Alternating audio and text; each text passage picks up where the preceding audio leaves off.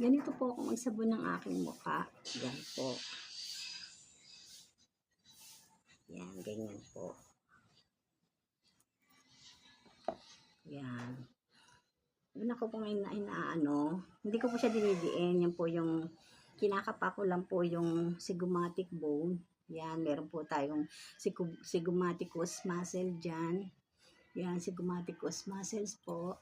Yan yung mga buto-buto po dyan. Tapos po, yan nga po yung mga muscles natin. Tapos, na-apply ko din po yung, pinipilit ko din pong makapa po yung aking 1 to 7 po sa cranial nerve. Dito nga po sa face. Binubuo nga po siya nung una nga po. Ito pong sa ilong natin, yung pong olfactory. Yan, smell po yan. Tapos po yung 2, yung optic, vision. Yung 3 dito po, oculomotor. 4 dito po, yung pong trochlear. 5, ito nga po yung trigeminal nerve, yan po, pag ganyan po. Kasama po yung maxillary bone, yan. Saka po itong mandible, yan. Pa number 5 po yung trigeminal nerve, pag ganyan po. Ayan po. Yan. Pag ganyan po. Tapos po, yung pong 6 dito po sa abducens, yan.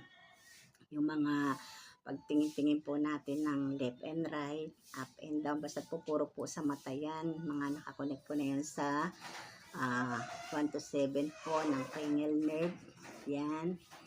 Yun naman pong cranial nerve 7. Ito po yung magmula po dito sa ating noo. Pa number 7 po siya. Di po ba ganyan? Tapos pababa po siyang ganun. Ayan.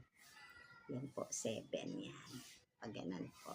Pag po ganyan lang po. Namamassage na po yung ating pisngi. Kaya po siguro yan po yung aking sikreto kung bakit imbis pong magmukha po akong tumatanda na, ay parang bumabata po. Kasi nga po, inaalagaan ko po yung aking sarili. Yan. Yan po yung aking ginagawa. Tingnan niyo po. Kagaganyan ko po. Hanggang sa matitiyo na po yung sabon. Kaya po, kumikinis ako. Pag po sa leeg, ganyan po. O, pataas po siya. Yan. Yan po.